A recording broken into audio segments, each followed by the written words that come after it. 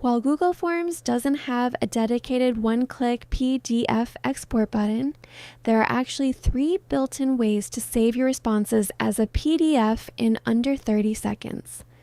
Let's break them down so you can choose the one that works best for you. First, head over to the Responses tab and click the 3 dots located right next to the Google Sheets icon. From the menu, select Print All Responses. This will trigger your browser's print dialog.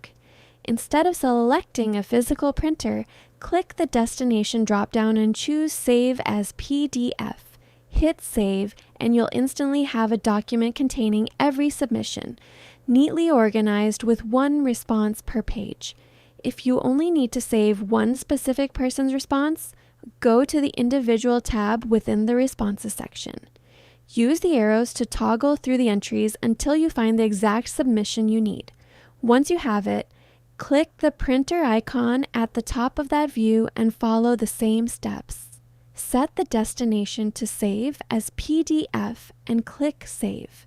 This gives you a clean, dedicated file for just that one entry. Now, if you want the most professional and organized layout for sharing data, exporting through Google Sheets is the way to go. Click the Link to Sheets button in the Responses tab and then hit Create. Your data will open instantly in a spreadsheet format. From there, go to File, select Download, and choose PDF. A preview window will appear where you can tweak the layout and orientation to make sure everything fits perfectly. Click Export, and you'll get a well-formatted table that is much easier to read and archive than the standard print method. Whether you need to print every response, just one entry, or create a clean data table, you now have 3 easy ways to get your form data into a PDF. If this tip helped you out, make sure to hit like and subscribe for more productivity tutorials. I'll see you in the next one.